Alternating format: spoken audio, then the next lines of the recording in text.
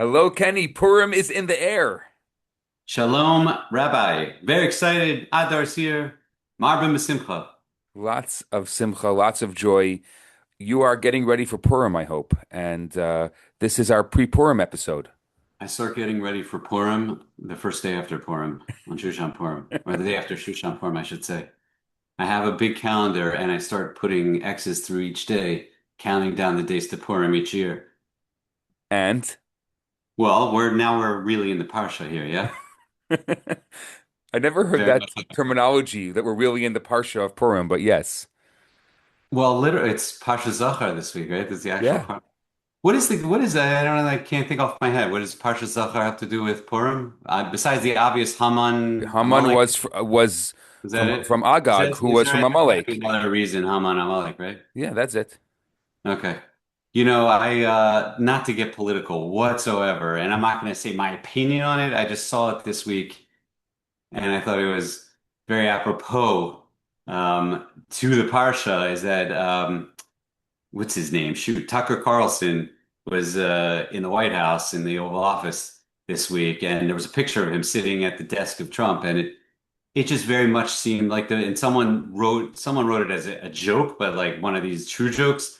And I don't remember the parsha from the Megillah, but it was when Haman came and said like, "There's a certain people," and he's like talking to the king, and it all seemed just about right. It all seemed very. So anyway, as it always does, it'll turn out the same way for us. Exactly. We've seen it before. That's right. Well, that's Pesach Torah more, but in each Yes. generation they rise up against us. Yeah, but Purim is V'nahapachu. The whole story of Purim is V'nahapachu. Right.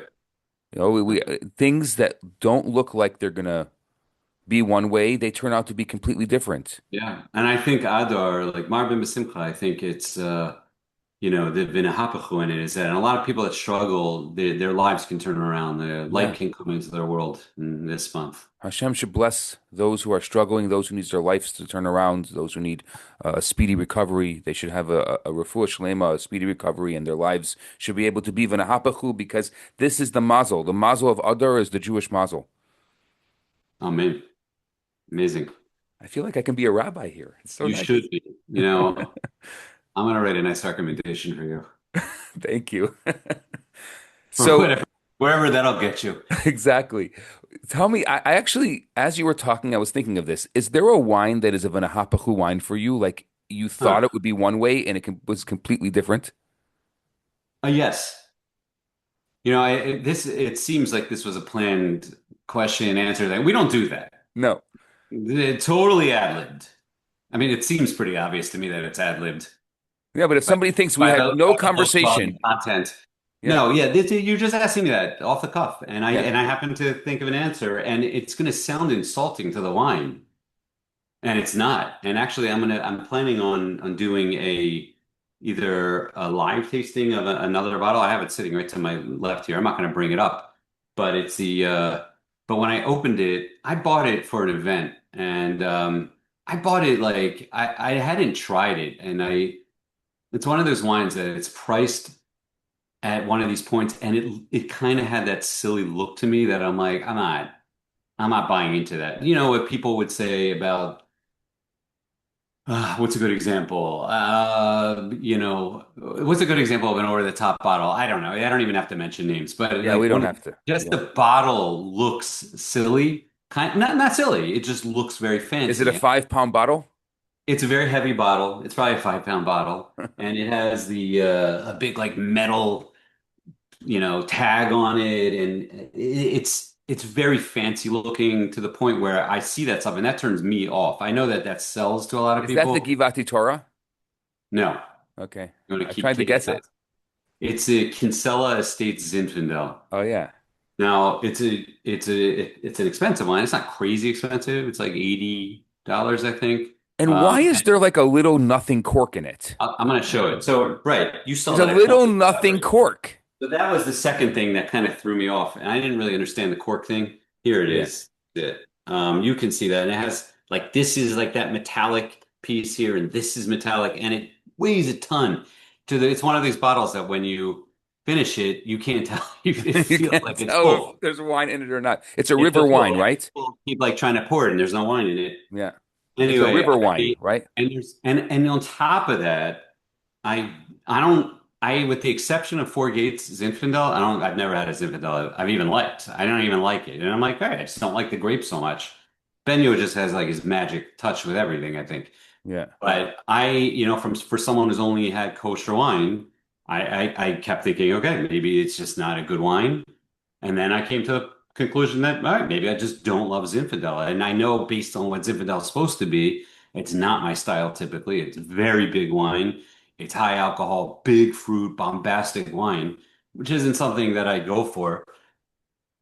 And then I pulled out the cork, and I was not like impressed by the cork because I'm a cork nerd. And then I drank it, and I was blown away that it's delicious. It's a really delicious wine. It's worth the money on it, and I don't say that about a lot of $80 wines.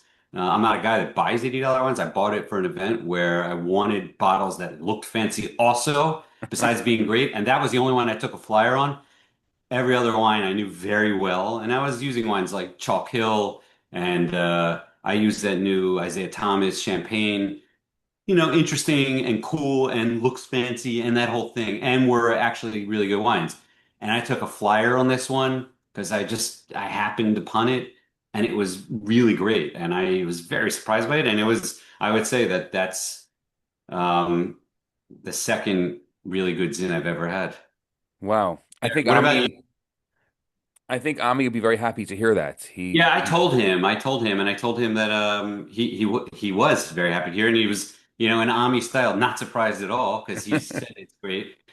Um, Ami's, by the way, very underrated. I think of him as he's kind of a version of the other Amichai Luri, in that he's a very hardworking person, and success comes to those people because they work so hard and they're so strongly believe in everything they're doing. And I think he reminds me of him, very much in that way. Ami Nahari from and Larissa, they're both very hardworking people, and I'm really honestly another on top of that, another Vinahapachu wine I had also from him was, and I think we talked about it on a recent podcast, was the Twin Sons Sauvignon Blanc 2024. I thought it was awesome and very cheap and really great wine. I've suggested that to so many people I since. really enjoyed that wine. Really enjoyed. We haven't spoken about it, but I I thought actually we had it. did.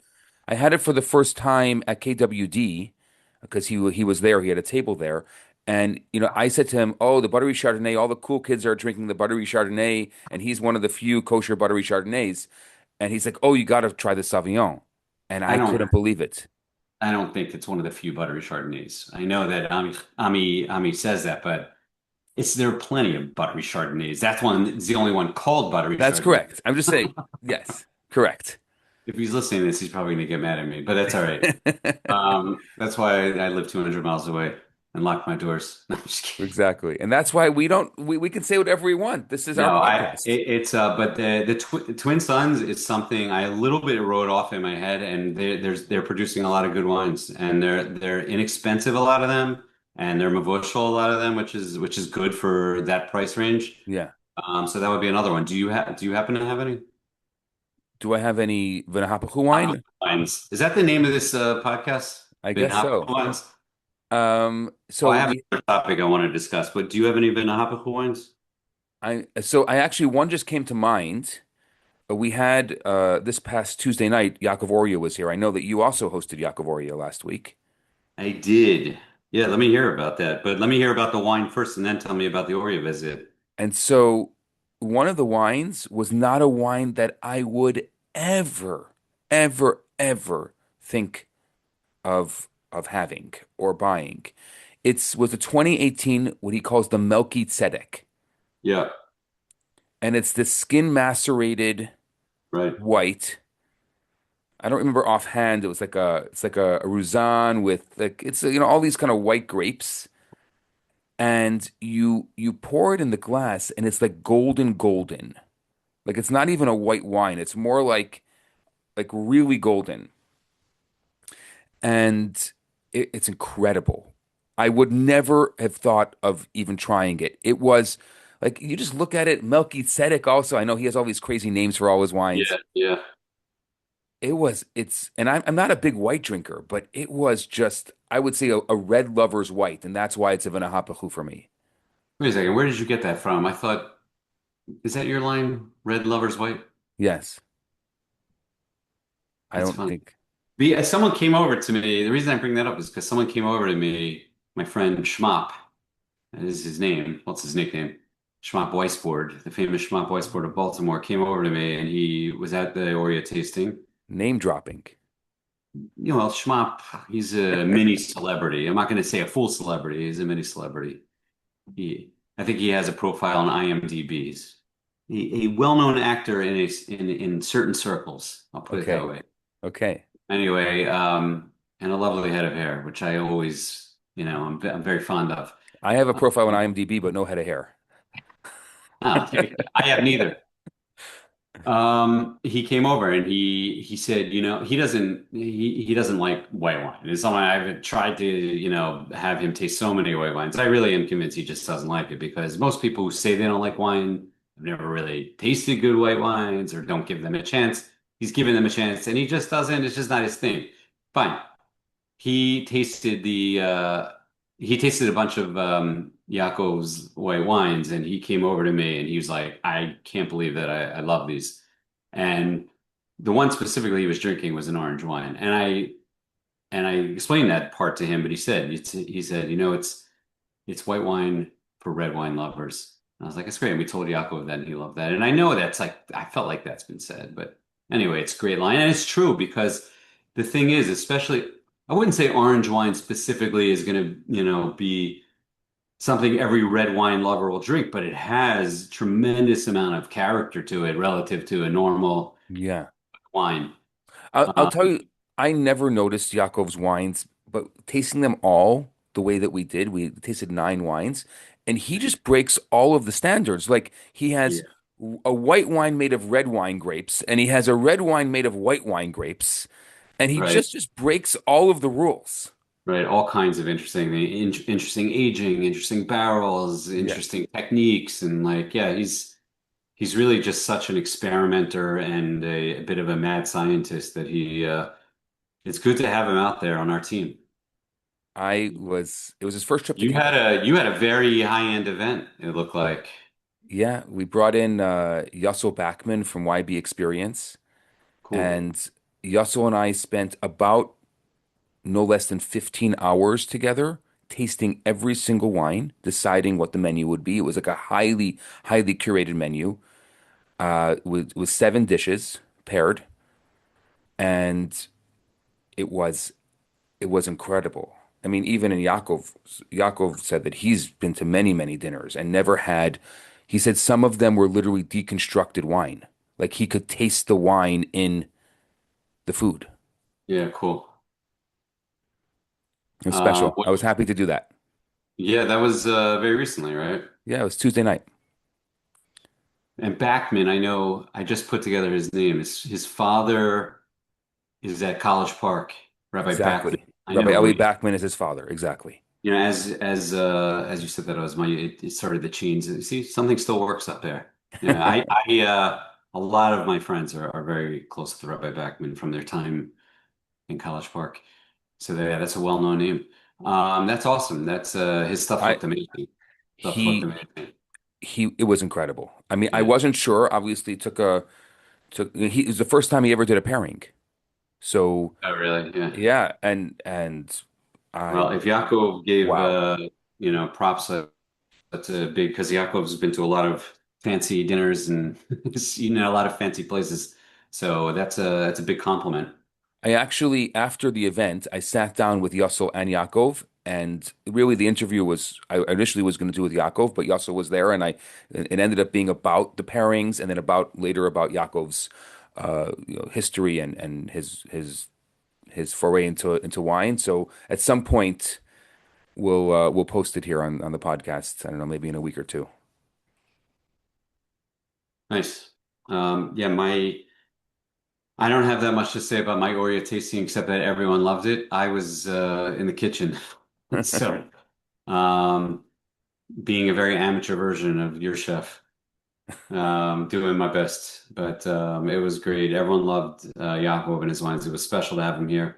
He left his sweater in my house. I ran out to the Uber afterwards. I missed it. And now I am auctioning off Yaakov Oryah's sweater, as I told him, for proceeds. The bids begin at $10,000. He must love Smells you like so wine. much. They The say if clothes you like. leave something in someone's house, it means you love them. I hope so. I love him. He's really what a mensch person, and he has a lot of Baltimore connections, which I won't get into, but it was great to have him here. So understated, so humble. Yeah, unbelievable. Yeah, I think he's a legend, and he's such a unique character in the kosher wine scene. I think probably all overall in the wine in the whole wine world because he really does things. He's such a thinker and he's such an experimenter, and he never seems satisfied. He's not complacent with anything. He's always looking for the next interesting wrinkle on making wine. He's always tinkering. He's always looking to change it. He's always looking to improve. Did you have any of his Emmy series wines? Those are really interesting. I think I've had all of his wines over the last few years. I've been to a bunch of his tastings. I went to a great tasting last year in Philadelphia that he did at my friend Ellie Feldman's, and that was really special. And that one I got to enjoy and really taste the wines. This one I barely got to. Yaakov, because he's a mensch person, brought me like a few glasses, but I am running around. The person who usually helps me in the kitchen wasn't available this time, so my wife, God bless her, helped me. But food's hard. I want to do an But event with you. wine's a much easier gig than food. I Yeah, want to taste your food. Yeah, we got. I got to come to Montreal, I guess. yeah. I really do anyway. But wintertime, no, no thanks. Cold enough here for me. I Go actually got stuck. tundra. I was doing a tasting in New York during the blizzard, and I got stuck in New York and almost didn't make it to Montreal. There was no flights going out until Wednesday, so I had to just find a car. I got a one-way rental and just got in the Oh, car. really? Yeah, Yeah, a lot of people were. My one of my girls was stuck in LA going back to New York. She didn't even get back. She's coming here instead. 'Cause it was so crazy there. crazy. But let me ask you this to change gears, and we're going to keep this relatively short because, as I told you, I need to go running today, and it's the skylight is I am so dwindling. proud of you. Every time I see you posting your runnings, if no one knows about this, every day Kenny's posting his Yeah. runnings. He's my hero. Well, for two reasons. And the first one is that so no one thinks I'm on Ozempic. Not that anything is wrong with that, but I got three accusations of Ozempic early on. And especially if you compare our podcast from like a year ago to now, I look like that guy looked like he ate me or something like that. So that's the main reason is that people see that I'm putting in the miles. Um, and the second part is just vanity. Because I was going to say, like, as I tell people, I'm like, how do you know someone's a vegan? Because they don't stop talking about it. It's the same thing with like, yeah, when I find someone who runs, it's the best. I like, it's like talking, it's like finding someone who loves wine and you just sit and schmooze about wine. Exactly. So what do we call us? Like, what's the name for somebody who doesn't stop talking about wine, like me? A vinophile? A vinophile. Okay. I don't know. Just someone who like is in love with wine. I don't know. I mean, that's the very generic term for it. Yeah, but like vegan sounds good. Like it's a good word. We need a word. Right. So, what you need is like vinit like a pescatarian, except for you only drink wine and nothing else. Weaned on wine. Vegetarian, a vinotarian, a vinotarian.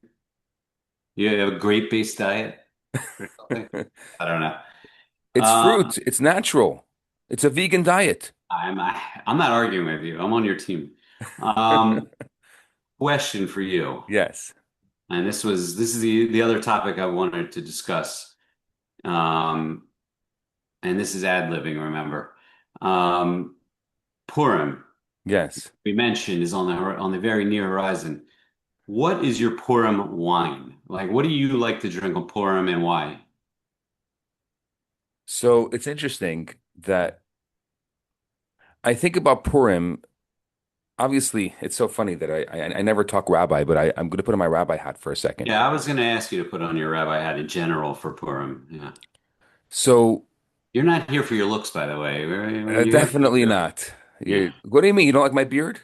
I'm not saying I'm not, I think you're handsome. I'm just saying, but that's not why you're here. Right. We have you here for your brain and your rabbinic, your knowledge. So I'll do a little rundown, just to give you an idea, and I think it'll probably inform why I would choose a certain wine for Purim. So the Gemara Megillah says, I think it's Rava. I'm doing this off the top of my head, that a person is obligated to become intoxicated on Purim until they cannot distinguish between Arur Haman and Baruch Mordechai. Cursed is Haman and blessed is Mordechai. Now, immediately after this, there is a story in the I know Gemara this. of Rabbah and Rav I just want Zera. to point out that I know this, much like I point out that I run, just vanity. I know this story. It's amazing. Go ahead. I just wanted to point out I knew. No, please. Yeah, I'm shocked myself. Go ahead. The Gemara tells this story. There's many stories in the Gemara. My favorite of the stories are Rabbah bar bar Chana, but this is a story of Rabbah and Rav Zera. Um, I know this story because Lubavitch Rebbe has a beautiful talk on it.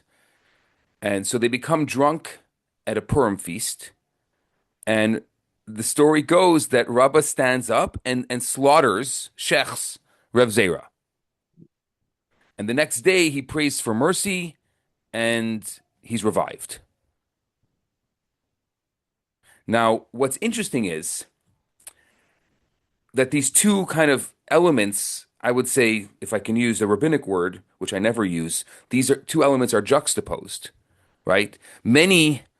Of many people have grappled with this explanation and tried to talk about various parameters of drinking on Purim based on this. So the Rambam says that you should drink until you become drunk and fall asleep. Why? Because if you're sleeping, you don't have to distinguish between blessed is Mordechai and cursed is Haman. Also, you're less likely to murder anyone. There's another one, I think the Knesset HaGedolah says that you drink until you can't calculate the gematria of Arur Haman and Baruch Mordechai, which, by the way, they have the same gematria. They're both 504. Did you know that? I was going to get back to you tomorrow on that. Okay, you can test it. They actually are both 504. So that if you can't remember the gematria of Arur Haman and Baruch Mordechai, that's how long you drink. The Tzvas Emes, if I remember correctly, says that um, that you that the intention is not about the state of drunkenness, but the time of the drinking, meaning that you should drink until you can't distinguish time. I think it's, and I think in the Shulchan Aruch it kind of says something like that you should have gratitude for Purim and for the miracle of Purim for the Hapachu that we were talking about, and that you should also like kind of lose time. Most people, I think, they drink slightly more than usual, which is very difficult for me because I often have wine. And so what's slightly more than my usual drinking is very complicated. What do you think of that? Which part of it? That last What is part? what is slightly more than your usual drinking? No, I mean, to be honest, I don't think I get drunk. I only drink wine for many years now. I don't drink anything else. It's very hard I guess, for someone like me to get drunk on wine. I mean, that Exactly. word, like, I'm not drunk. I'm not shicker. I'm none of those.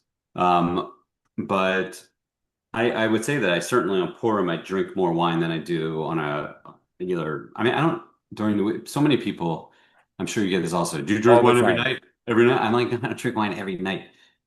The reality is maybe I should have a glass every night, but it helped me sleep. But Primarily, I drink wine on Shabbos, and I would say like my standard thing is my most standard thing, especially if we have a quieter Shabbos, is that I'll open it Friday night and I'll finish the Shabbos day. That's a standard Shabbos.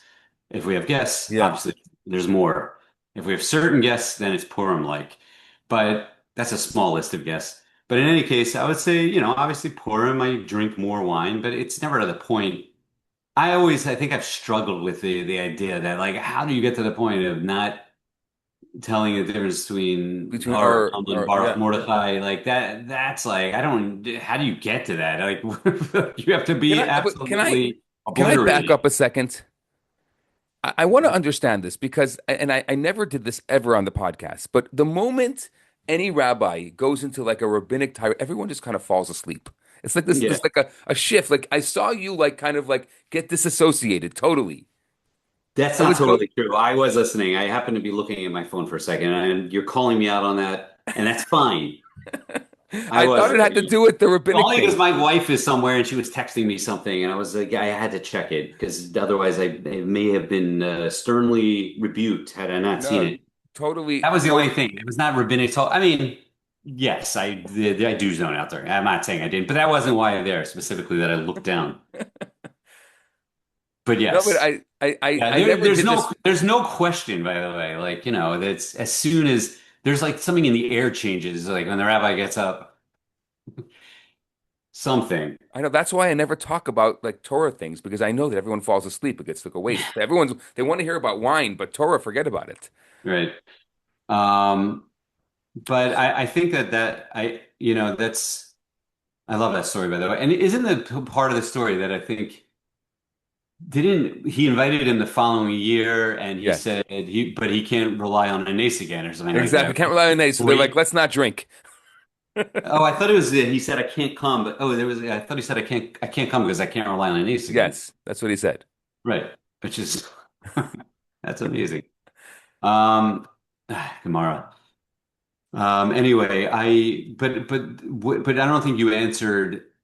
No, you answered what I was asking on one part, but I was asking also specifically what wines you like to drink because it's Purim, and if you're going to be drinking more, what like you veer So, towards. so this is why I was talking. So the end of the halacha, what the halacha is you should drink a little more than you usually do. Now that's very hard in general. First of all, people don't realize this, but there's a lot of calories in wine.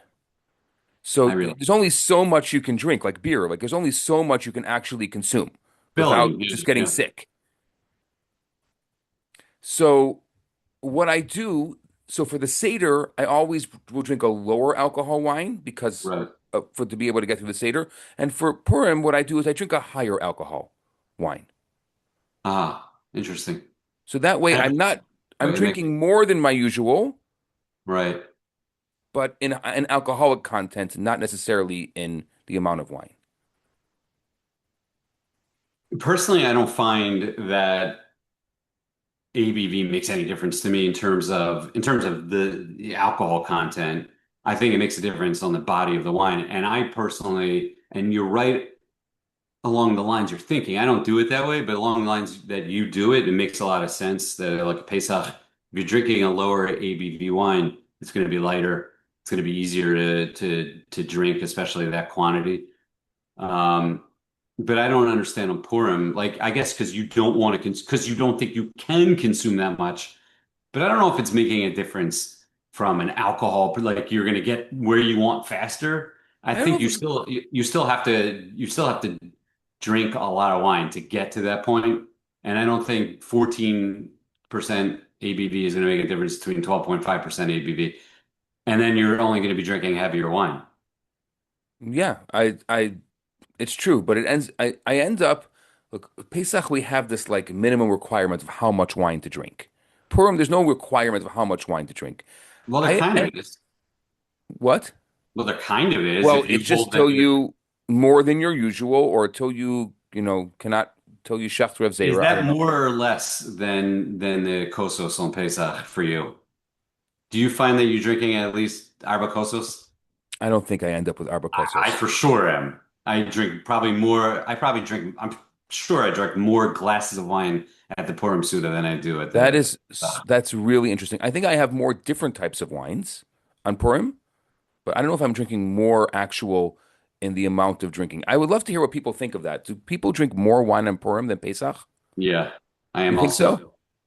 I'm curious to hear what people Yeah. say. But Yeah. here's what it's leading me to my answer, which is it's as we talked about last year, and I'm sure I'll say it again Pesach this year. I know a lot of people disagree with this.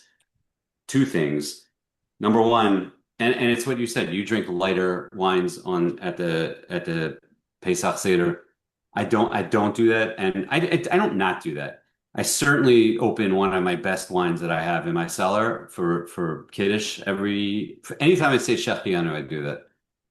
To me, what else is it for? And I've probably said that a million times on this podcast. So I but you're But not but doing for it for every Purim, but course. for Purim, I think it's the opposite. I mean, like it's not. It is a Suda, and but I don't. I'm not drinking top end wines because I'm. It's the opposite. I'm like I'm gonna go. I'm gonna consume a lot more. I'm not even gonna appreciate glass four, five, six.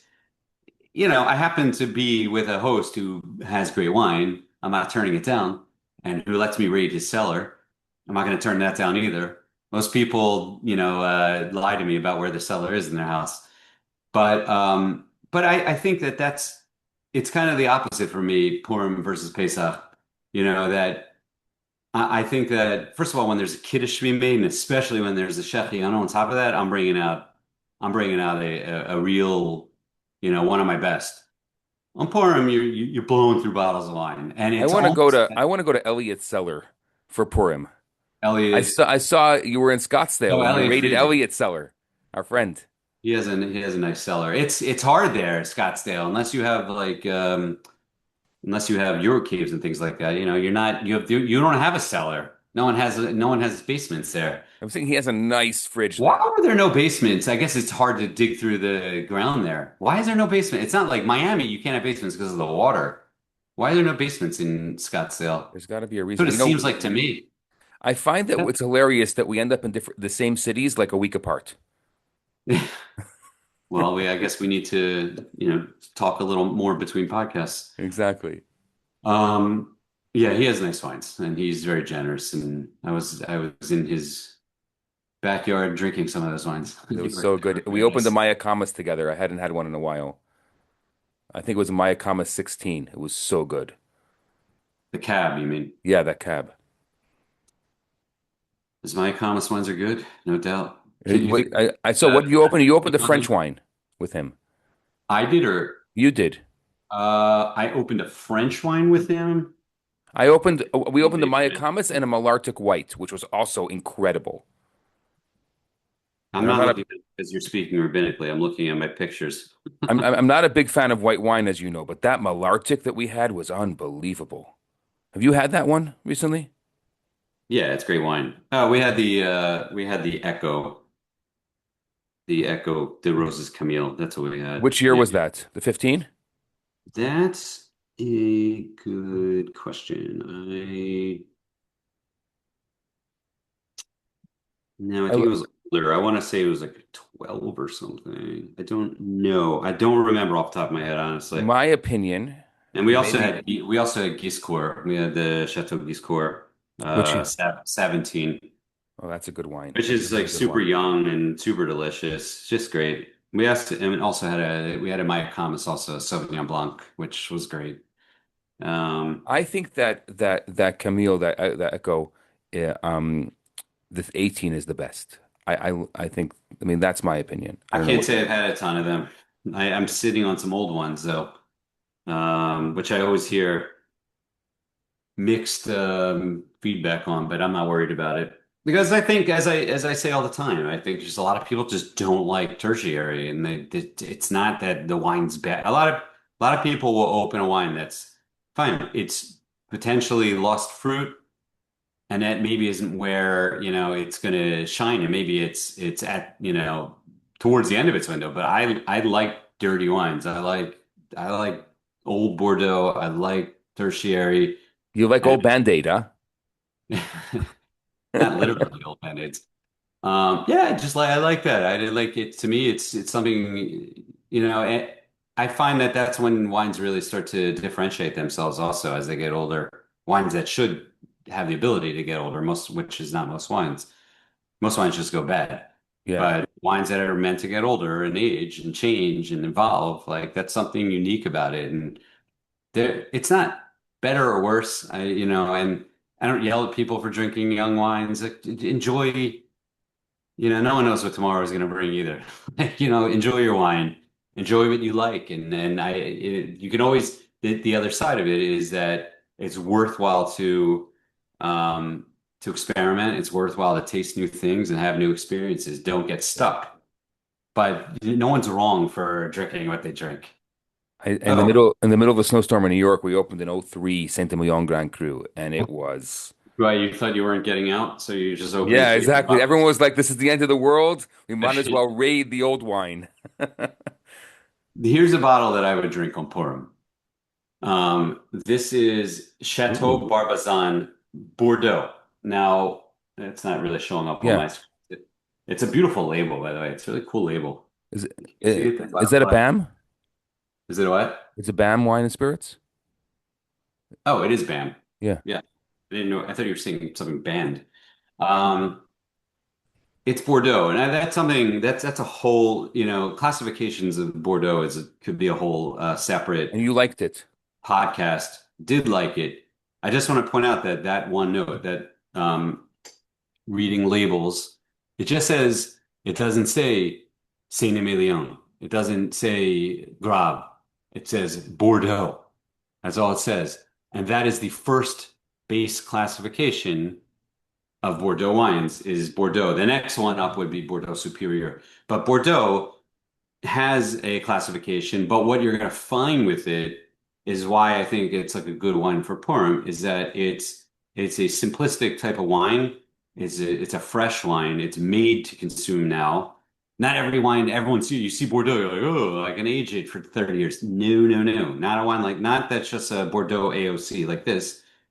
This is if you understand that part of it and you know what you're getting into, then you understand it's pop and drink now, that it's unoaked and it's just made to, with fruit to that's in that fresh style. And I thought it was very nice and very, again, not a complex wine. It's a 20 something dollar wine.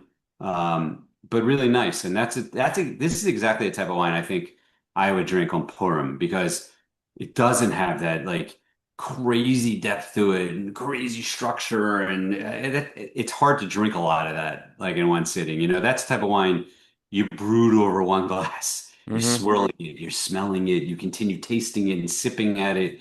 Those kind of big wines like What's the blend of like that an one? Echo. Sorry. What's the What? blend in there? Does it say what blend it is? I think it's 100% Merlot, if I remember correctly. You're asking me if I can see the label, which the answer is no. I don't think it says though. You make the old guy face like if Exactly. for anyone who's watching this. The squinting down look. I feel like I haven't written it up yet, but I'm pretty sure it's 100% Merlot. Um, so even more so, the Merlot is softer and it's not, heavy duty tannins, and it was just like it's a nice, enjoyable fruity wine, and I think that's the kind of wine I go for. Or things like Gamay, Beaujolais Nouveau is great for Purim. Beaujolais Nouveau, Or yes. yeah, or so really we should time Purim for the fall when they all come out.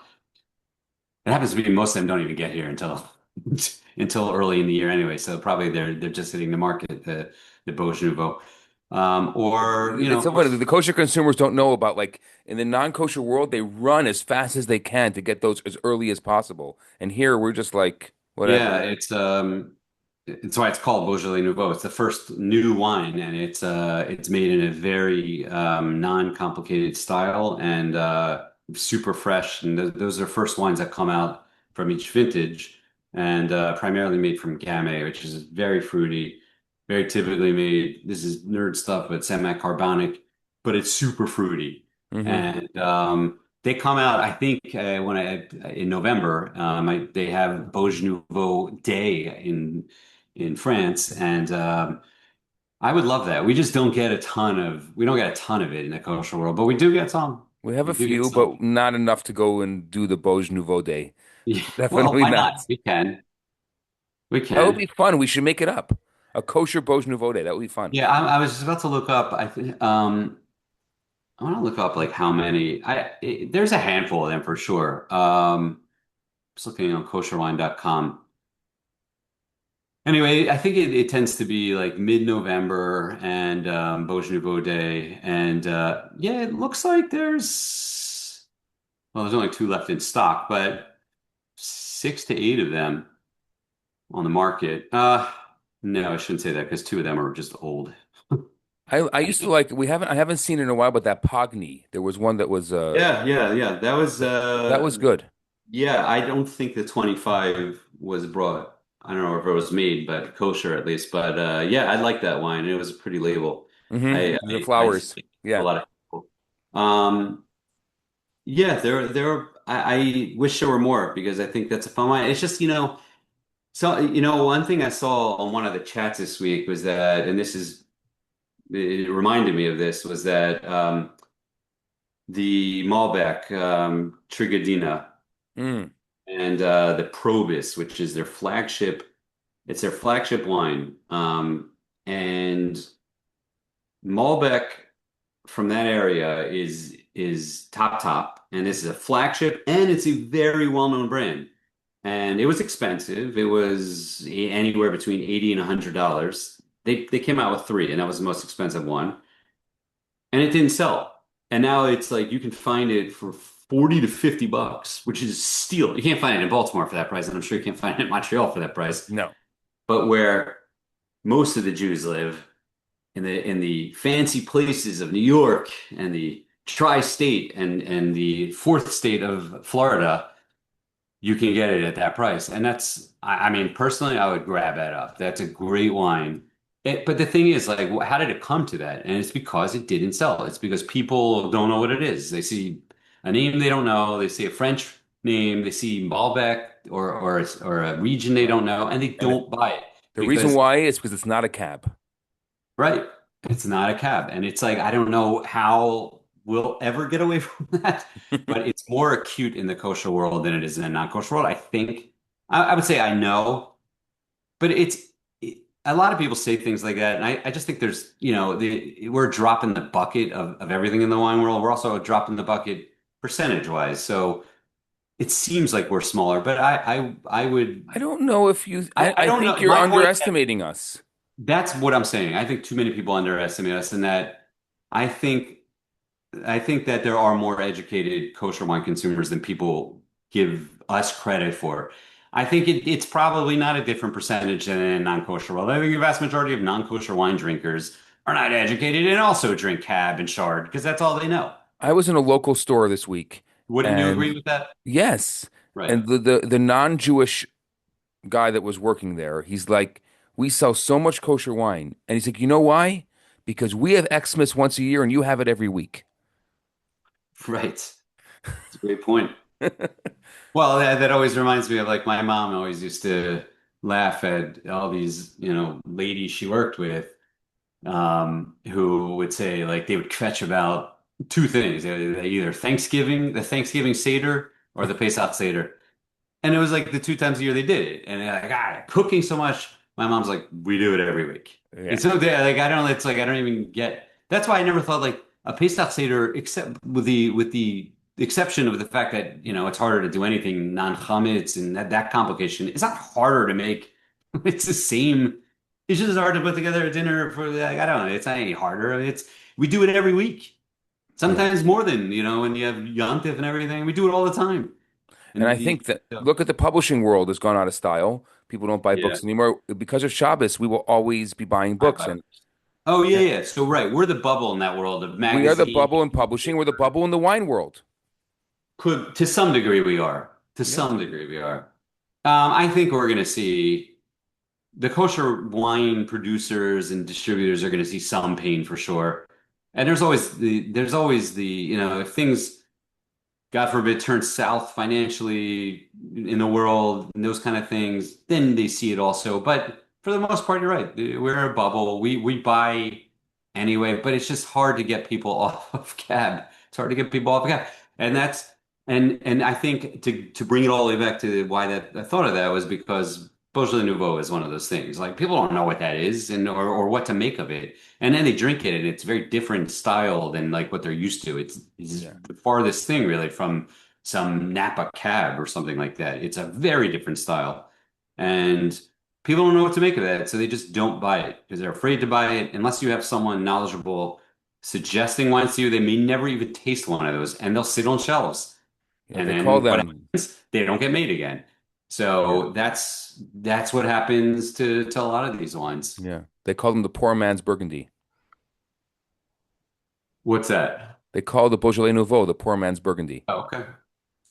Well, I would be sad to lose wines from these Malbecs from Cahors. But if people don't buy them, we're just not. The money is the bottom line, and business is the bottom line. That And Cahors 15, I missed that Cahors 15. I just had my last bottle. that one that Kosher Wine had, Yeah. that was still out there not long ago, and I they were know. I still they bought were it like still a year ago. still drinking well.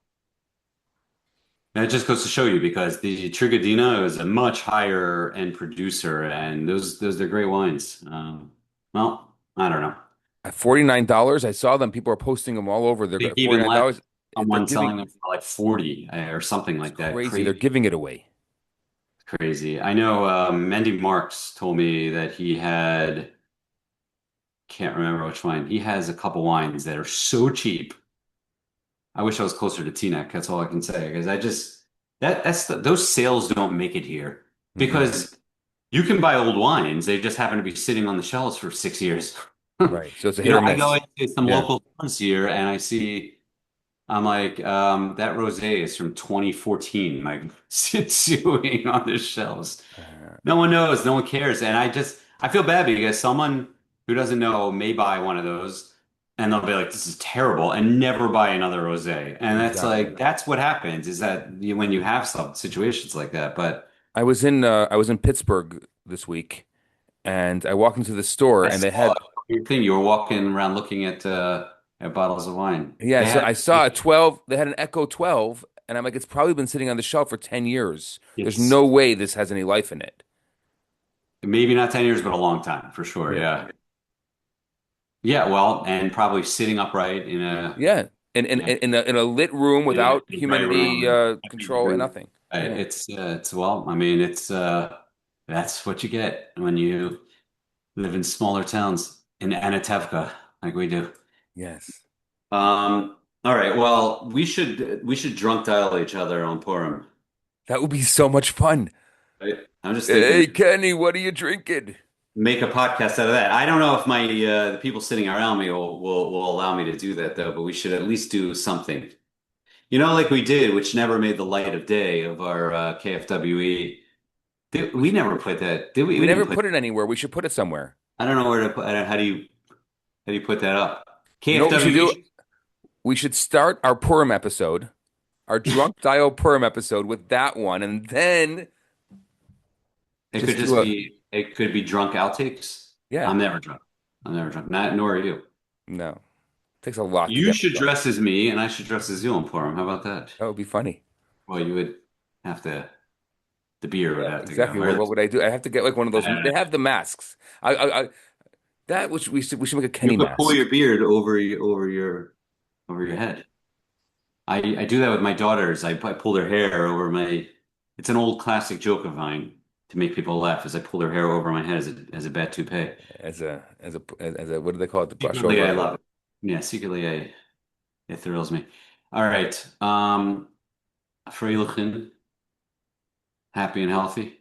Same to you. What do you do? Purim Sameach. You have a shul one? Yeah, we have a shore one, and Oh, last question for there's you. good wine. Yeah, Not to cut you off, but I had this swimming in my head also, and I wanted to hear your thoughts, your rabbinical thoughts on it, your rabbinical beard guy thoughts on it. You can't just walk around with that massive beard and not have rabbinical thoughts. That's all I'm saying. the thoughts are in the beard. Is that where you store them? Yes. Um, Drinking on Purim night.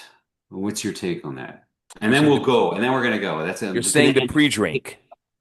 the yeah. Well, what's your take on it? Should you drink on Purim night? I mean, a lot of my friends do. A lot of people I know have parties on Purim night, and certainly some get rowdy. What's your There, thought on that? there's a couple. I mean, halachically, there may be an issue with it because the mishteh is supposed to be Purim day. It's a mitzvah. It's one of the four mitzvahs of Purim, and it's specifically for Purim day. And so there could be a problem, right? If you get drunk the night before, you're not going to be interested in doing what you the following night, right? As Right. So is the problem then getting drunk on Purim night or just drinking, period? In your opinion, I'm putting you on the spot. By the way, I did not zone out there as you started. So I just no, want I know. I was just calling you out. Uh, it's interesting the question of the chassan at the wedding, right? Whether he can have a l'chaim or he can't have anything to drink. And I think a lot of people will say the chassan cannot have anything to drink for various reasons at the wedding. And even though in the secular world it's like get the groom drunk, and I think there's something similar to Purim huh. that in order to appreciate, it's a mitzvah of Purim to drink wine and to drink and to eat on Purim day. And you don't want to, heaven forbid, end up with, I know people say, what's the best cure for a hangover? You continue drinking. I'm happy for you. But you don't want to end up with this issue, I which could love that happen. way that you're like a groom on Purim night. There's a lot of connections to be made there. Yeah. I think it's a very cool idea. And that's interesting. I also don't even know. I never really. I don't think I know the halacha of drinking as a chassan. Yeah. Baruch Hashem, I have a future. I Well, he's a know. That's chassan. the thing. You're going to be Yes. dealing with this soon. He doesn't. He's not a. He doesn't really drink. It's like he tastes wine. It's funny because this is my future son-in-law. I know. People would say that should be the first question I asked of him, but it happens to be. I like that. I like that he doesn't really drink. Well, you have Um, my someone to teach. I'm my sure you're very daughter. happy. My daughter, the Kala, though, she's not only does she enjoy wine, but she's always been very good with the notes and like the tasting and like I think she's the best at it with of my children. And so in any case, but he bought me a really nice bottle, so that's the most important thing. I don't care So if he he but knows I, your as love long as he language. continues to buy. That's right. He, We'll see. Hopefully that'll continue. But all right. Well, a Freilichin Purim. And we want to hear back from people. I'd like to, what was the poll we're putting out about? Remind me? um, We said, oh, I remember. I was just trying to give you I was segueing into, oh, thank you. it was about Purim, about drinking. Actually, I don't remember. I thought it's About higher. drinking, about whether they drink more on Purim or Yeah, Pesach. yeah. Do you drink more Purim or Pesach? And Right. I wonder if people also follow you. Sounds like you do lower alcohol. We do opposites. You do lower alcohol on Yeah, Purim and higher, and I do the opposite. I'd love to hear what I people say about I that. don't set out to do that. I really don't. But I think to some degree I do. I try to drink maybe a little lighter wines. I'll put it this way: when I go down to my friend's Eurocave and pull out a bottle, if I'm picking between two bottles, I'm gonna always choose Pinot over the Cab because for that reason, because I know we're. So Because, yeah, I guess I do lean. I lean that way for sure. but I would choose a Pinot over a Cab any day. Okay, that's your taste. I mean, I love Yes, both. I love both. Um, and I wouldn't say on Pesach I gear towards heavy wine. I don't do that, but my point is that I don't avoid it. And I certainly in Shechiano, I tend to, you know what? A lot of times they're not super heavy. They just may be very expensive and yeah. very aged. So maybe they're not so heavy because they've matured into something not so heavy, but they're heavy duty wines. They're big wines, and meaning they're as our friend Yossi Horowitz calls them, Moshiach wines. Like they're special wines to me. Bold wines. They're important wines. I have Um, a I have an interesting thought that I just had. A halachic nuance. You should do Baruch Mordechai and Arur Haman on Purim like we said this was going to be a short episode. Very good. You should just Fair. get lost in the Great point. you should get lost in the Mishnah. That's the point. Like we got lost in this conversation. You should get lost in the Mishnah. I love it. I love it. Right, because when I told you I'm like I can only go on for I don't know if that was clear. We said this was we I did say short, but I Yeah. really told you before. I'm like I have like 15 minutes in me. Got to get out there. It's dark now, by the way, Yeah. but I'm gonna run in the dark. I'll wear a thing. I'll wear the reflector. But you're right. It's a beautiful point, and that's That's maybe exactly get what the lost in it. halacha is. Yeah, I love that idea. I'm gonna tell that over in Purim if I remember it. May If you I not remember. remember. All right. Freilichin, enjoy. It's It's great to see you. same here. Have a great Purim.